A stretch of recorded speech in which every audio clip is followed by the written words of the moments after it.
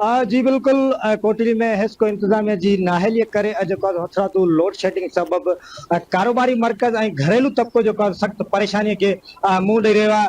हथरातू load shedding सबब 24 कलाकनि में लाइट 3 खां 4 कलाक अचे थी, उन खां पोइ बकाया 20 कलाकनि में लाइट किथे नज़र ई नथी अचे, जंहिं सबब शहरी आहिनि उन्हनि सां मुंहिंजी ॻाल्हि ॿोल थी आहे, कारोबारी मर्कज़ जे माण्हुनि सां ॻाल्हि ॿोल थी आहे, त उन्हनि जो इहो चवणु आहे त हिन शदीद गर्मीअ में बि हेस्को इंतजामिया जी नाहली जेकी आहे असां बरक़रार आहे। हिन लाइ हेस्को इंतजामिया खिलाफ़ मुतालबो कयो आहे त हिननि खे घुर्जे त हथरातू लोड शेडिंग खे ख़तमु करे शहरनि मां जेकी बेचैनी असां ख़तमु कई वञे। ॿिए पासे हिन शदीद गर्मीअ में बि लाइट 24 कलाक में 3 खां 4 कलाक अचे थी, उन खां पोइ लाइट जी जेके आहे बंदिश उहा बरक़रार आहे।